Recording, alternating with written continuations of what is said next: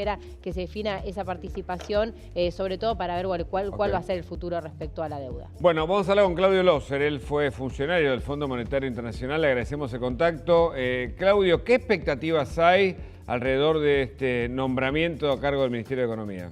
Buenos días. Buenos días, muchas gracias por estar en el programa. A vos. Habiendo escuchado la última parte del programa de los problemas de tráfico, yo creo que se puede hacer un paralelo entre los problemas que hay en el tráfico en la ciudad de Buenos Aires y el programa económico que enfrenta la ministra Bataki. Muy bien, muy bien. Una buena comparación, alegoría o no sé, analogía. ¿Y por qué, Claudio? Bueno, yo digo lo siguiente, o sea, la Argentina tiene una serie de problemas, llamémoslo una enfermedad, lo he dicho en otros medios. Sí, claramente. La enfermedad es la misma.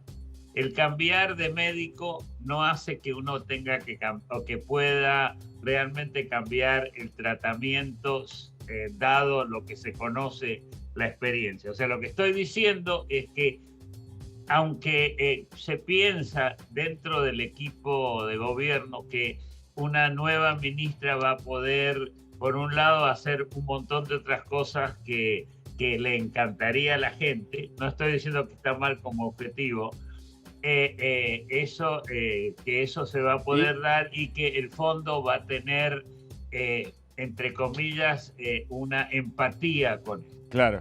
Y te hago un agregado, ya que usaste la metáfora del cuerpo enfermo, que aplica perfectamente, ¿no? Si pensamos en la sociología que lo ha utilizado como figura. Y si el diagnóstico es malo, si estamos queriendo medicar para una enfermedad y tenemos otra, Claudio, ahí estamos peor, ¿no? O sea, el tema es, o sea, la Argentina tiene una enfermedad crónica, ¿ok? O sea, estos vaivenes de prosperidad debido fundamentalmente a la situación externa, después una situación que se complica, no hay una continuidad de disciplina fiscal y monetaria, que es lo necesario, no importa la ideología política, para que un país crezca. Y así que cuando aparecen ahora ideas, bueno, vamos a pedirle al fondo ser más flexible, etcétera, etcétera, eso va, al peligro que lleva es a mayor inflación, menor crecimiento y más empobrecimiento. Eso es como yo lo veo. Claro, pero hay un sector del gobierno, Claudio, que cree que el gasto o la emisión no genera inflación y que el gasto es una condición necesaria para mantener un tipo de política popular, como lo llaman. Otra vez, me parece que estoy hablando demasiado en paralelo, pero el camino al infierno está pavimentado de buenas intenciones. Eso claro, es. Claro. O sea, yo o sea, estuve 30 años en el fondo, soy economista, fui economista, digamos, por muchos años. Ahora ya no me atrevo a llamarme economista. Todos tenemos intenciones, todos queremos luchar contra la pobreza, y eso es algo que ha funcionado, contra la desigualdad, a favor de la estabilidad y a favor del crecimiento. Pero hay formas de hacerlo, y no importa que uno esté en la China o esté en Estados Unidos o esté en Uruguay o en la Argentina, hay ciertos principios que tienen que respetarse. Y gastar, lo único que lleva, gastar sin tener los recursos lleva más inflación. Lo único que permite crecer, perdón, me estoy extendiendo, yo sé, es teniendo más inversión, gente educada, y tener un medio en el cual la productividad aumenta. Correcto. Y ninguna de estas cosas lo permite. Claudio, recuerdo que fuiste uno de los primeros que dijo que el acuerdo se iba a dar entre Argentina y el fondo, sobre todo por la voluntad del fondo, que sigue estando. De hecho, dio más plata para pagar los compromisos. Ahora, ¿qué mirada tiene el fondo? ¿Que la Argentina llega hasta el 2023 y que existe una alternancia política? ¿Qué pensás vos que conocés a los funcionarios y que estuviste allí trabajando? Me voy a fijar acá, me agacho para ver por la ventana si veo lo que piensan. Estamos como a 50 cuadras. Perdón, perdón mi mal sentido del humor. No, me encanta, me encanta. Entonces... Los funcionarios del fondo son realistas.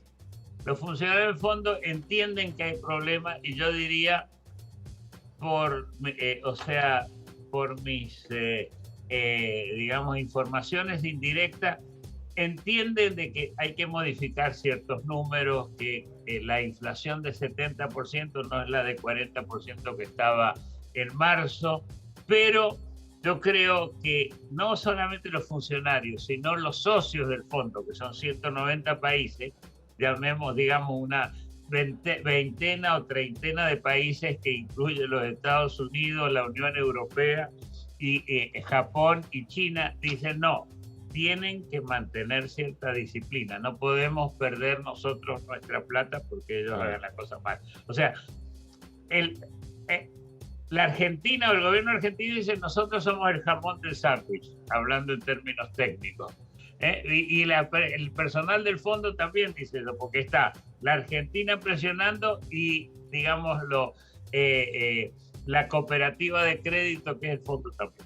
Claro. ¿Belén? Sí, Claudio, buen día. Sobre una población Hola, de 47 millones de argentinos, tenemos 4,5 millones de monotributistas, 7 millones de trabajadores en situación de empleo precario. Incluso el monotributo muchas veces es parte de ese empleo precario. Correcto. ¿Cuál puede ser una receta para generar empleo? Porque quizás estamos de acuerdo en que esta renta universal no incentiva la generación de empleo, pero ¿cómo puede hacer o a qué ritmo debería generar empleo la Argentina para salir de esa condición de tanta vulnerabilidad en muchos sectores? Sí, o sea, la Argentina tiene, yo llevo muchos años afuera, pero mi argentinito está adentro. Yo diría, la Argentina tiene todo el potencial, no solamente de recursos físicos, sino de recursos humanos. La calidad del capital humano argentino es, yo lo he visto, gente que ha venido acá, que se ha ajustado, etcétera, es enorme.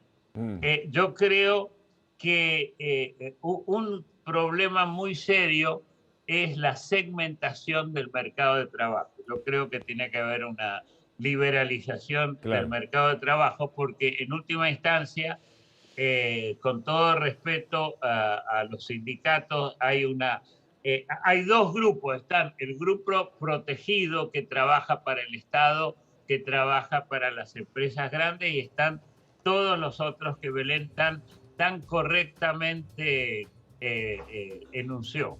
Así que yo creo que hay que trabajar mucho en eso y dar incentivo al sector privado. Proteger a los pobres, yo creo que eso es algo que he aprendido a través del tiempo y todos saben, hay que realmente proteger a los pobres, no solo por razones sociales, sino por razones de productividad, pero dejar que, digamos, el empresario que está en la mayoría de los argentinos, no estoy hablando del empresariado, claro, ese es el punto, generar riqueza, que pueda funcionar. ¿El Fondo Monetario estaría de acuerdo en este salario que se intenta implementar? Que bueno, que acá en Argentina está hablando del salario básico universal. ¿Estaría dentro de una política que podría llegar a aceptar?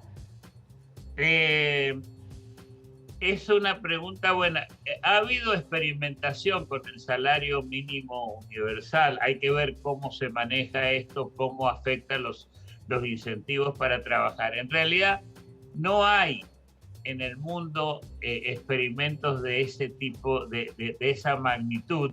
O sea, se ha trabajado en Finlandia diciendo esto es un ingreso mínimo en ciertos grupos, no ha funcionado muy bien. Y creo que en Suiza, ¿no? Hubo una compulsa en donde se decidió no aplicarse porque era una falta de incentivo al trabajo, a la generación de la riqueza, al esfuerzo y al talento y a la actividad, ¿no?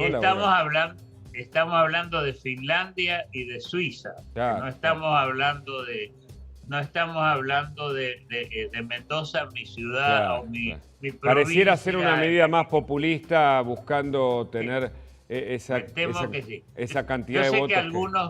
Yo sé que alguna gente va a decir Claudio pertenece al trogloditismo, pero no creo. No pensamos eso. Además tenés ahí abajo los funcionarios del fondo. Después le tenés que preguntar, ya que nos dijiste que Ahí me voy a fijar. Muchas gracias, Claudio, por además tu sentido del humor y la manera tan fácil de explicar temas bien complejos. Gracias de nuevo.